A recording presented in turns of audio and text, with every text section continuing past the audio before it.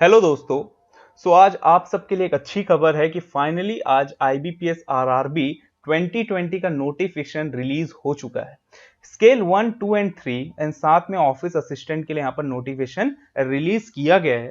काफी दिनों से कोई भी नोटिफिकेशन यहाँ पर रिलीज नहीं किया गया था, जिसके कारण काफी स्टूडेंट्स डीमोटिवेट हो गए थे और पढ़ाई करने का भी मन नहीं लग रहा था। बट अब आपको अपनी पढ़ाई बहुत अच्छे से करनी है, क्योंकि अब आपके पास ज्यादा समय नहीं बचा है। चलिए अब बात करेंगे हम यहाँ पर ऑफिशियल नोटिफिकेशन की। तो देखिए टेंटेटिव यहाँ पर स्केड्यूल यहाँ पर आ चुका है इवेंट्स का। तो ऑनलाइन रजिस्ट्रेशन कल से स्टार्ट होगी। कल 1 जुलाई है। कल 1 जुलाई से आपका रजिस्ट्रेशन स्टार्ट होगा और 21 जुलाई तक यहाँ पर आपके पास लास्ट डेट है। तो मैं चाहूंगा कि आप एक हफ्ते के अंदर ही अपना रजिस्ट्रेशन जो है वो कंप्लीट करा लें। लास्ट डेट का कभी भी वेट ना करें। आपका जो पेमेंट होगा वो भी ऑनलाइन होगा, क्लियर, और वो भी 1 जुलाई से 21 जुलाई के बीच में ही होगा। अच्छा, जो प्री एग्जामिनेशन ट्रेनिंग होता है तो उसका कॉल लेटर यहाँ पर 12 अगस्त 12/08/2020 को यहाँ पर रिलीज किया जाएगा। तो वहां उस दिन आप यहाँ पर उस दिन से आप डाउनलोड कर सकते हैं। और जो प्री एग्जामिनेशन ट्रेनिंग होता है जिसको पीटी बोलते हैं, वो कैटेगरी वाले स्टूडेंट्स के लिए यहाँ पर कराया जाता है। जो आपका कंडक्ट कराया जाएगा पीटी, वो रहेगा 24 अगस्त से 29 अगस्त के बीच में। मतलब 24 अगस्त से 29 अगस्त तक यहाँ पर आपका जो प्री एग्जामिनेशन ट्रेनिंग है वो कंडक्ट कराया जाएगा।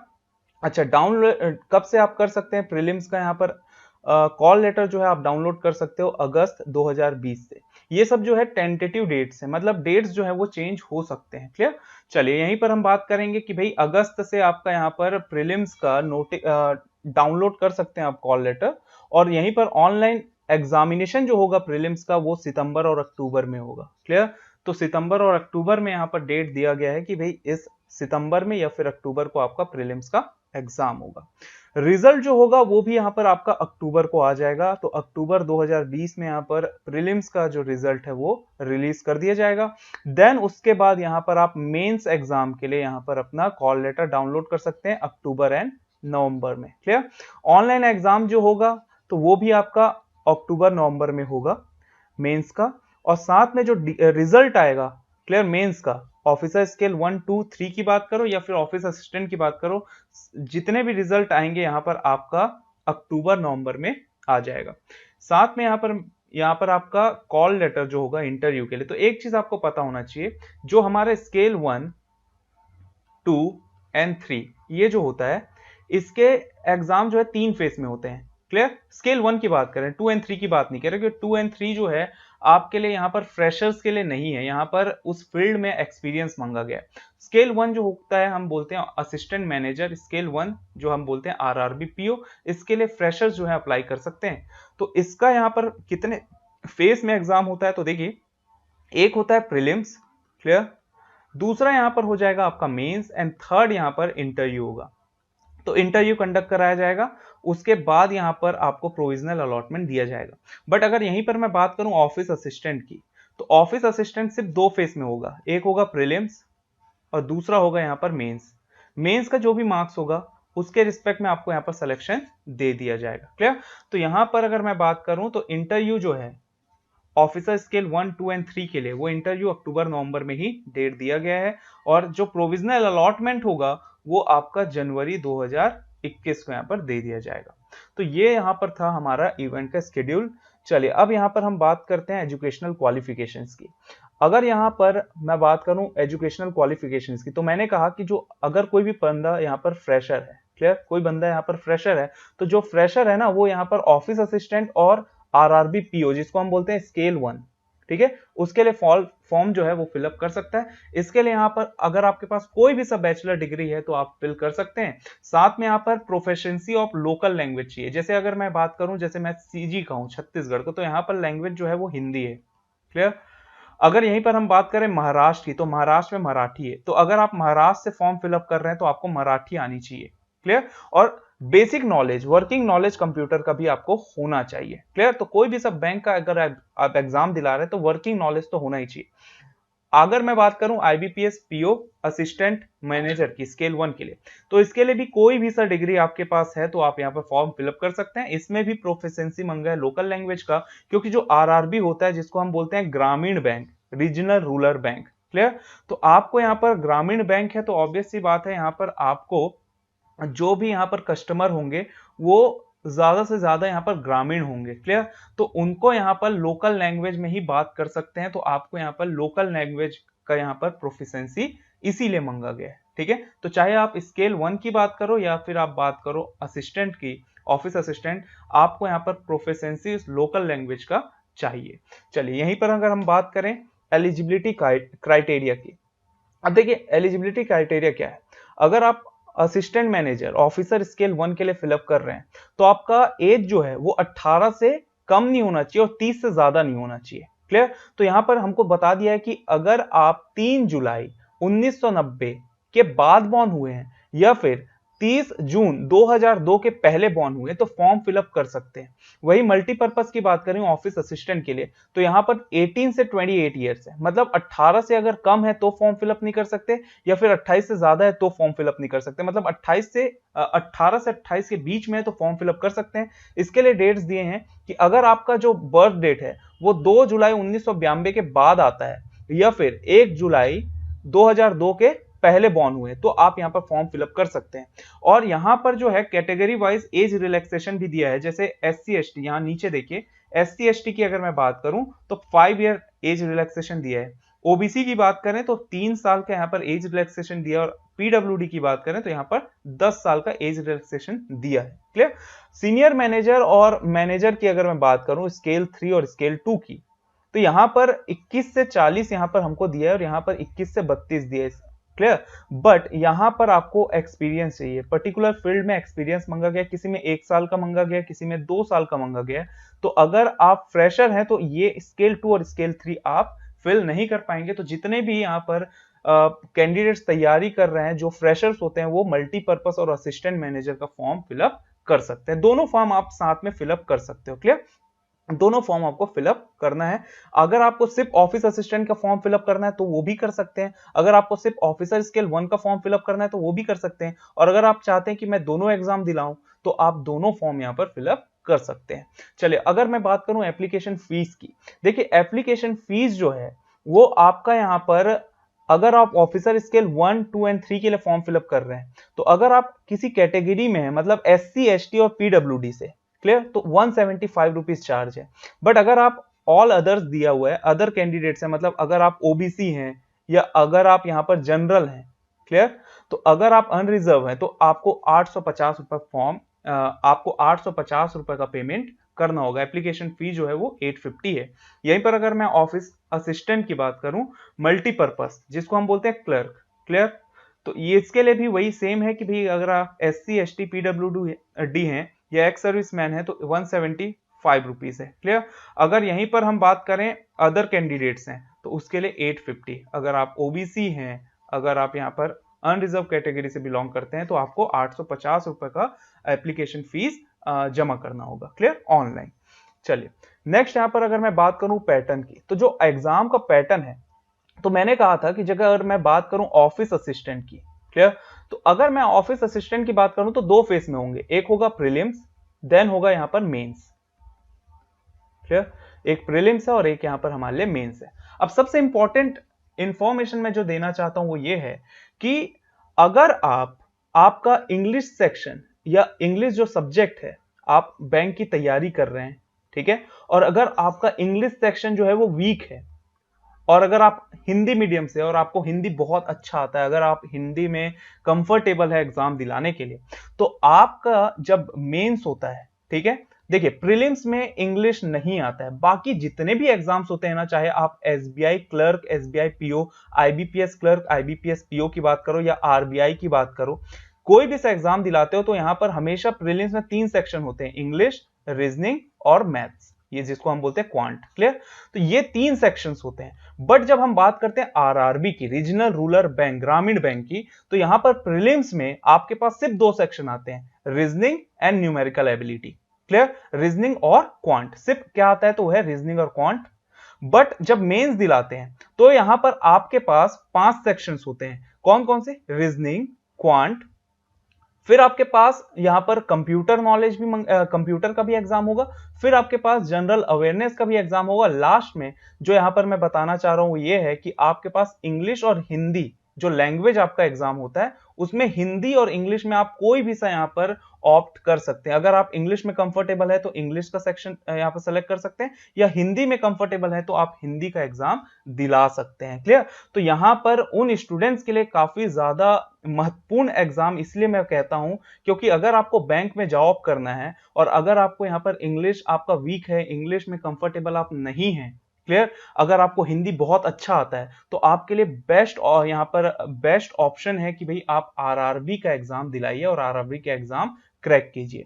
चलिए अब यहीं पर मैं बात करूंगा कि भाई अगर ऑफिस असिस्टेंट की बात कर रहे थे तो प्रीलिम्स और मेंस, क्लियर, बट अगर मैं यहीं पर बात करूं ऑफिसर स्केल 1 की, क्लियर, ऑफिसर स्केल 1 की, तो यहां पर मैंने एक बार फिर अभी बताया था कि इसके लिए आपको प्रीलिम्स दिलाना होगा, फिर मेंस दिलाना होगा, फिर मेंस का जो मार्क्स आएगा उससे यहां पर आप अगर कट ऑफ क्लियर करते हैं तो फिर आपका इंटरव्यू लिया जाएगा, तो कंडक्ट कराया जाएगा इंटरव्यू। उसके बाद यहाँ पर मेरिट लिस्ट डिसाइड किया जाएगा मेंस और इंटरव्यू के मार्क्स को यहाँ पर जोड़ के, उसके बाद यहाँ पर आपको अलॉटमेंट दिया जाएगा। क्लियर? चलिए अब बात करते हैं प्रीलिम्स का जो एग्जाम होता है ऑफिस असिस्टेंट मल्टीपर्पज क्लर्क की बात कर रहे हैं, तो इसमें रीजनिंग आता है और न्यूमेरिकल एबिलिटी आता है। 40 क्वेश्चन रीजनिंग का रहेगा, 40 क्वेश्चन न्यूमेरिकल एबिलिटी का रहेगा और ओवरऑल क्वेश्चन टोटल कितना हो गया 80। मैक्सिमम मार्क्स 40-40, मतलब total 80 questions 80 marks, but composite timing कितना मिल रहा है 45 मिनट्स, मतलब 45 मिनट के अंदर आपको 80 क्वेश्चन सॉल्व करने हैं। क्लियर? 45 मिनट के अंदर 80 क्वेश्चंस। तो यहां पर वही अच्छी बात है कि यहां पर इंग्लिश सेक्शन नहीं है, सिर्फ और सिर्फ क्या है रीजनिंग एंड क्वांट। चलिए अगर मैं बात करूं ऑफिसर स्केल 1 की, तो यहां पर भी रीजनिंग है और आपका क्वांटिटेटिव एप्टीट्यूड है, मतलब रीजनिंग एंड क्वांट। तो 40 क्वेश्चंस फिर से यहां पर आएंगे, 40 क्वेश्चंस रीजनिंग के, 40 क्वेश्चंस यहां पर क्वांटिटेटिव एप्टीट्यूड के, टोटल 80 क्वेश्चंस। मैक्सिमम मार्क्स भी सेम रहेगा 40 एंड 40, टोटल 80 मार्क्स, जिसका कंपोजिट टाइमिंग यहां पर भी 45 मिनट रहेगा, मतलब 45 मिनट में आपको 80 क्वेश्चन सॉल्व करने हैं। क्लियर? चलिए अगर मैं यहीं पर बात करूं मेंस एग्जाम की, तो जैसे ही आपका प्रीलिम्स क्लियर होता है उसके बाद यहां पर आपका मेंस का एग्जाम कंडक्ट किया जाएगा। तो प्रीलिम्स में अगर आपने कट ऑफ यहां पर क्लियर कर लिया तो फिर आपको यहां पर मेंस का एग्जाम दिलाने का मौका मिलता है। अब मेंस की अगर मैं बात करूं, देखिए रीजनिंग जो होगा तो यहां पर नंबर ऑफ क्वेश्चंस होंगे 40, बट मार्क्स देखिए 50। क्लियर? कंप्यूटर की बात करूं तो कंप्यूटर में देखिए नंबर ऑफ क्वेश्चंस कितने हैं 40, बट यहां पर मैक्सिमम मार्क्स कितने हैं 20, मतलब कंप्यूटर के लिए हर एक क्वेश्चन के लिए आधा मार्क्स रहेगा। क्लियर? और अगर हम रीजनिंग की बात करें तो देखिए 40 क्वेश्चन है और 50 मार्क्स है। अगर यहां पर जनरल अवेयरनेस की बात करेंगे 40 क्वेश्चन 40 मार्क्स।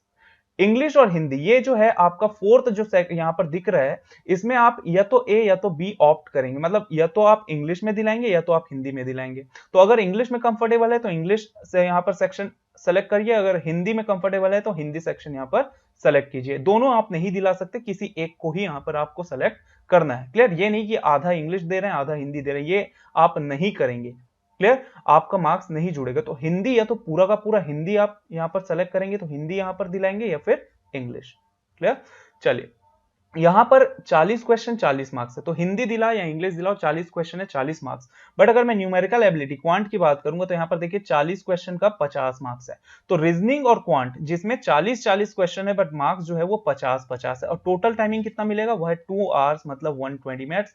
तो 120 मिनट में आपको 200 क्वेश्चन सॉल्व करने हैं। क्लियर? और मैक्सिमम मार्क्स कितने हो गए 200, तो 120 मिनट में यहां पर 200 क्वेश्चंस आपको सॉल्व करने होंगे।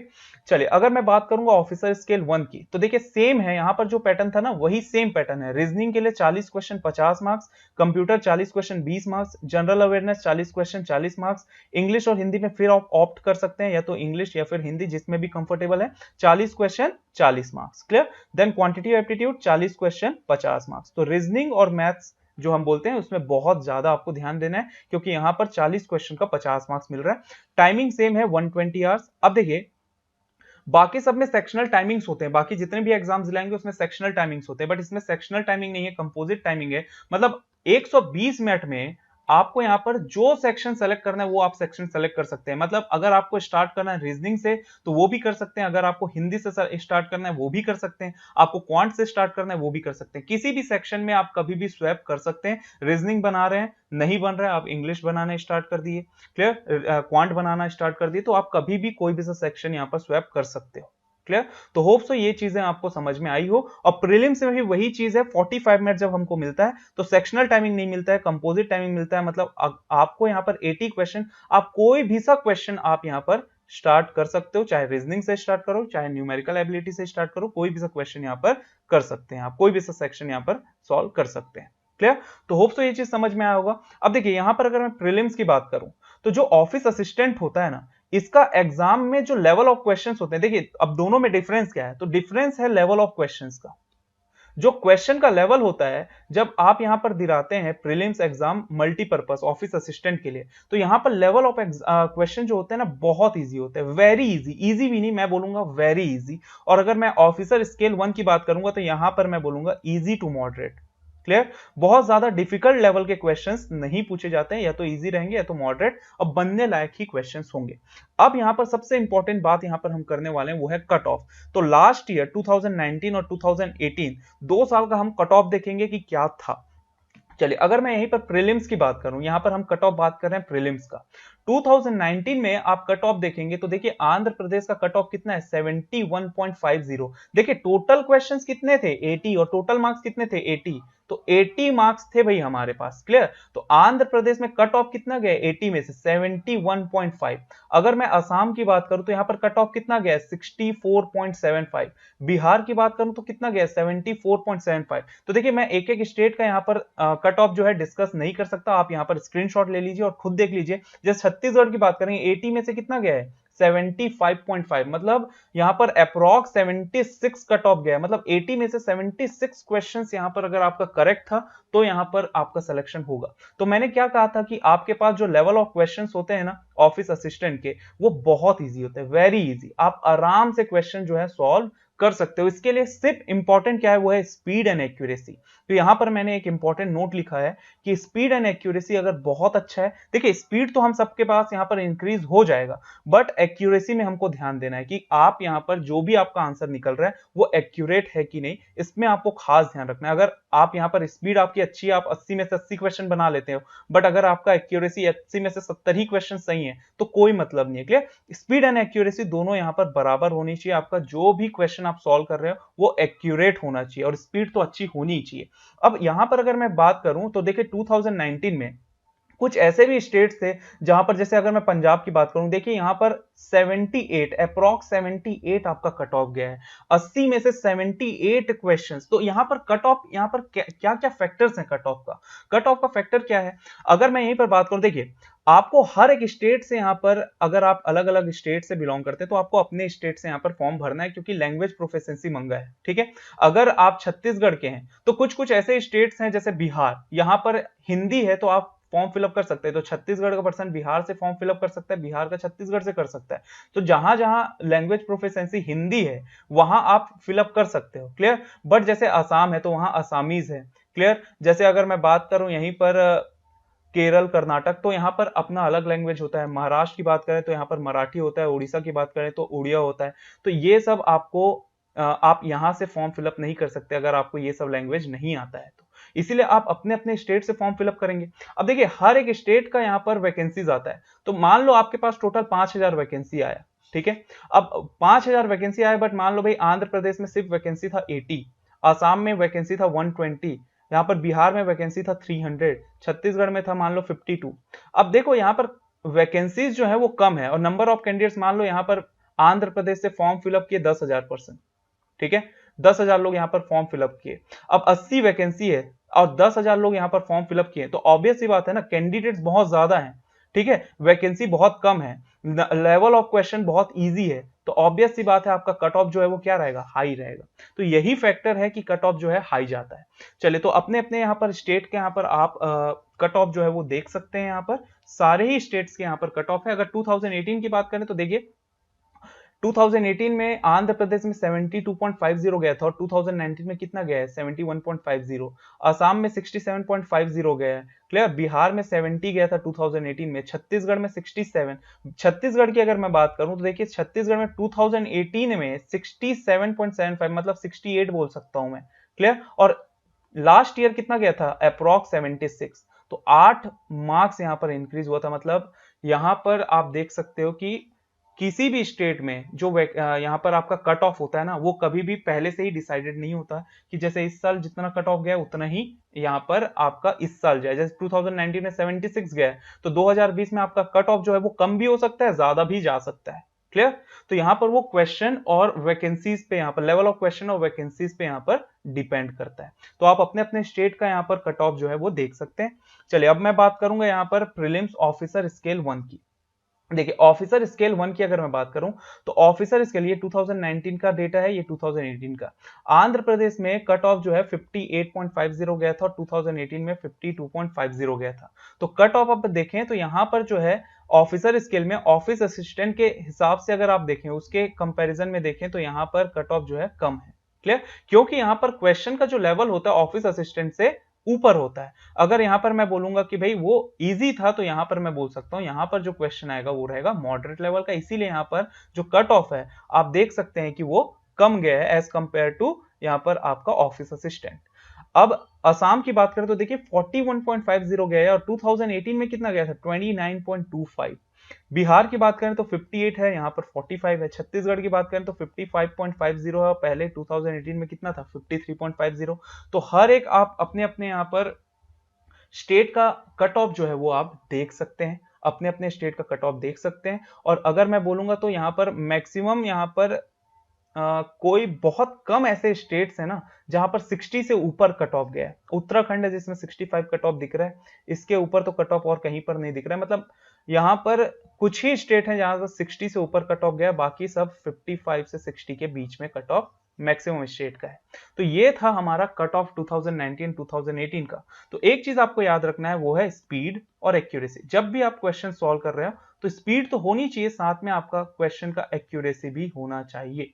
क्लियर, तो ये था आपका यहां पर कट ऑफ स्केल 1 का। तो मेंस का कट ऑफ हम बाद में डिस्कस करेंगे जब हम इसके स्ट्रेटेजिक वीडियोस यहां पर डिस्कस करेंगे।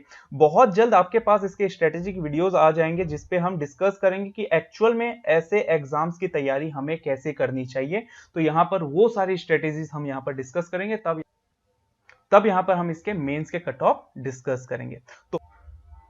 तो होप सो यार ये वीडियो आप सबको पसंद आया हो। अगर पसंद आया है तो प्लीज लाइक कीजिए, सब्सक्राइब कीजिए और शेयर जरूर कीजिए। और जो भी आपके डाउट्स है वो कमेंट करके हमें जरूर बताइए, हम उस डाउट को यहाँ पर आपका क्लियर कर देंगे। So best of luck for your exam. Thank you for watching.